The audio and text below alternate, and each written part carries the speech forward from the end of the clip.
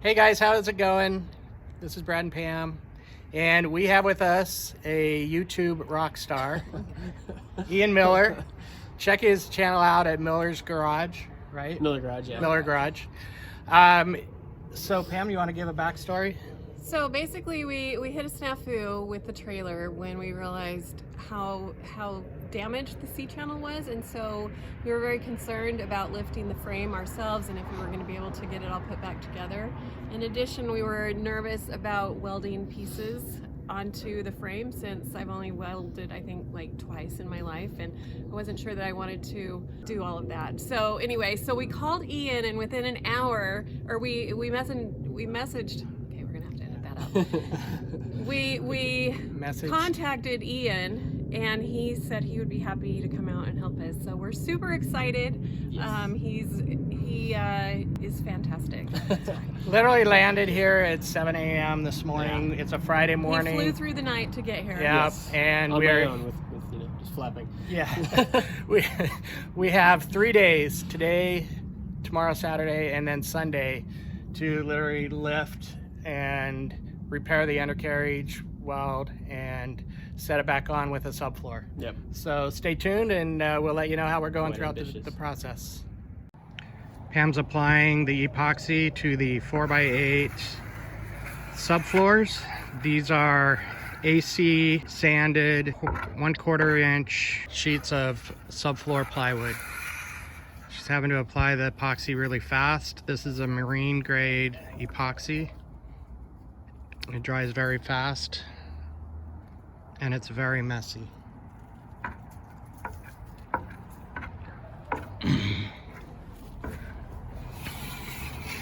You can see we have 7 sheets of plywood that will be used for the subfloor.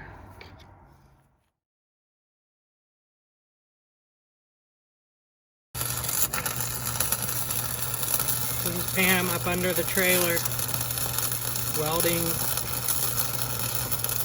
a piece of angle iron crossbar. What? I'm just talking to the video.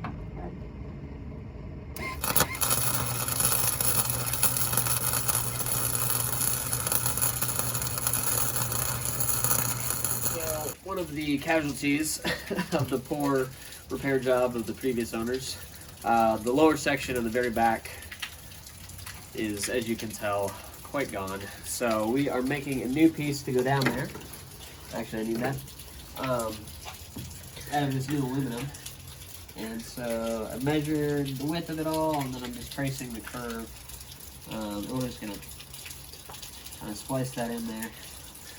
And yeah, and this is the piece that, like Ian said, they had tried to repair with epoxy or glue or all kinds of screws. You can see how there's just been like multiple attempts with screws and rivets, and I mean the piece is just completely deteriorated because of that, and then that thick glue and everything. So we are literally refabricating the piece that's going to go on the bottom. So I say we, meaning Ian.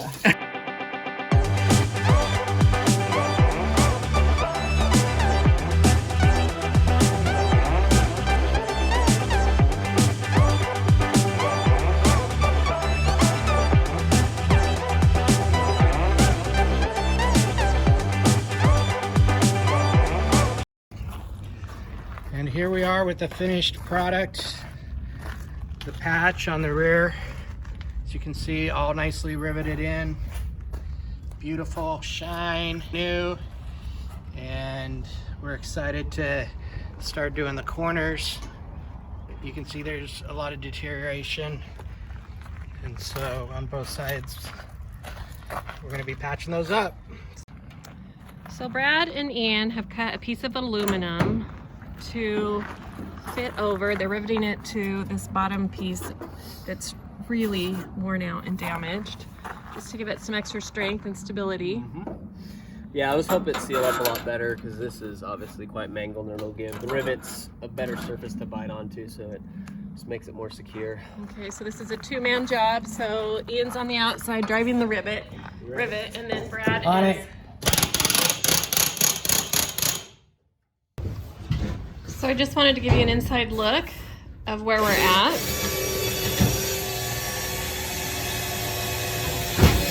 We have 3 pieces of plywood down. We had to cut around the wheel well, and now Ian is drilling pilot holes into the metal below and following that up with, what type of screws are you using? Just self-drilling kind of metal screws.